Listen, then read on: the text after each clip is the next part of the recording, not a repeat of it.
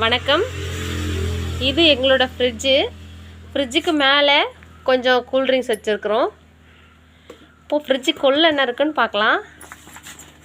பார்த்தீங்களா, இது வந்து ஃப்ரிட்ஜோட டோரு. குடிக்க கொஞ்சம் பாதாம், அதுக்கப்புறமா வந்து ஆப்பிள் ஜூஸு,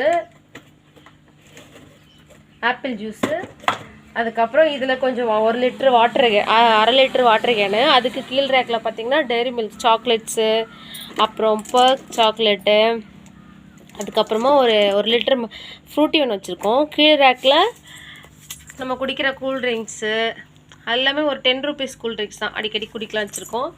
அதுக்கப்புறம் பார்த்தீங்கன்னா இதில் ஃபுல்லாக பால், தயிர், நம்ம தேவையான பொருள்லாம் வச்சுருக்கோம்.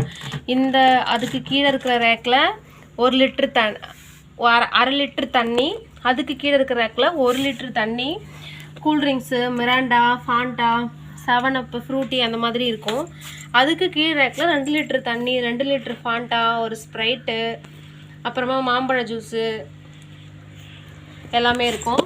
அதுக்கு அந்த பாக்ஸில் என்ன இருக்குது பார்த்தீங்கன்னா, நமக்கு இஞ்சி பூண்டு பேஸ்ட்டு, மோர் எல்லாமே நம்ம யூஸ் பண்ணுறது எல்லாமே இருக்கும்.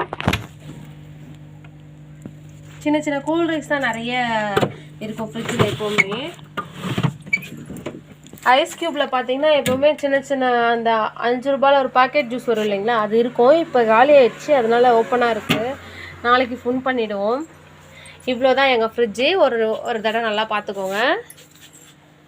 நல்லா இருக்குங்களா?